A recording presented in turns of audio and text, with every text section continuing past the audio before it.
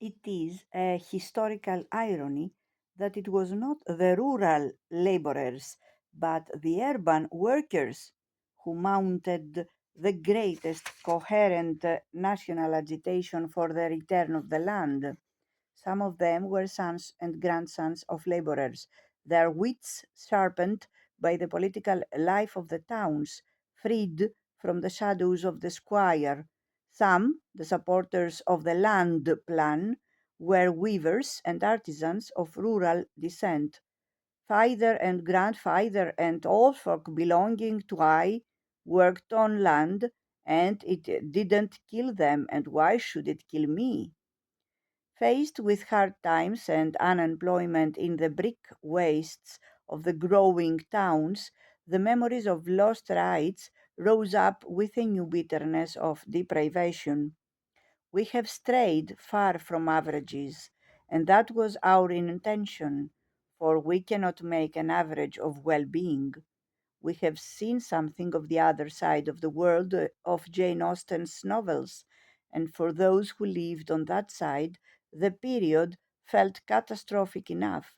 When farmers became gentlemen, Cobbett wrote, their laborers became slaves.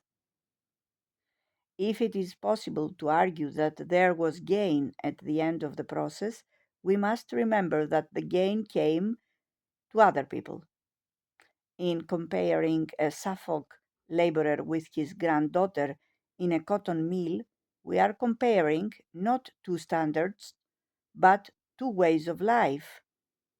There are, however, two relevant points which may be made about these averages.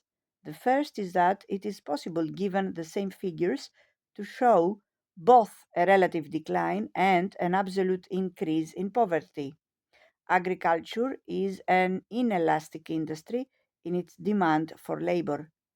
If 10 laborers were required for a given farm in 1790, there might be 10, or with improved plows and threshing machines 8 in 1830.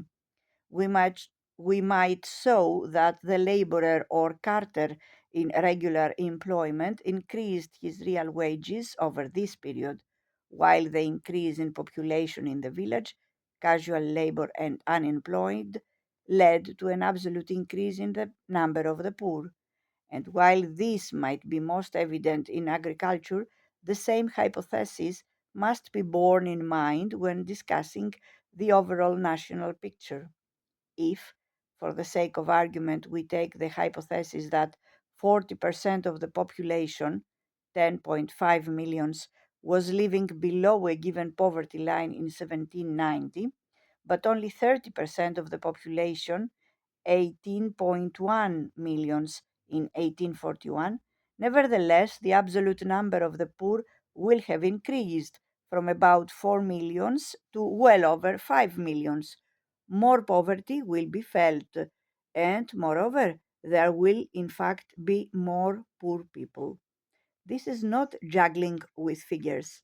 It is possible that something of this sort took place, but at the same time, no such assessment of averages can tell us about average human relationships. To judge this, we are forced to pick our way as we can through conflicting subjective evidence, and a judgment on this period must surely take in some impression of the average English gentleman. We need not accept Cobbett's invective, the most cruel, the most unfeeling, the most brutally insolent of all God's creatures, but we surely need not fall back into some of the queerer notions which have recently made a reappearance. The English country gentlemen were indeed perhaps the most remarkable class of men that any society has ever produced anywhere in the world. In the place of this, we may offer a Norfolk labourer's opinion in an anonymous letter to the gentleman of Ashiel. You have by this time brought us under the heaviest burden and into the hardest yoke we ever knowed.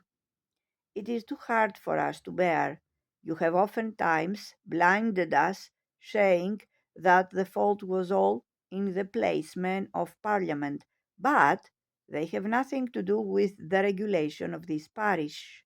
You do as you like, you rob the poor of their commons right, plough the grass up that God sent to grow, that a poor man may feed a cow, pig, horse, nor ass. Lay muck and stones on the road to prevent the grass growing. There is 5 or 6 of you have gotten all the whole of the land in this parish in your own hands, and you would wish to be rich and starve all the other part of the poor.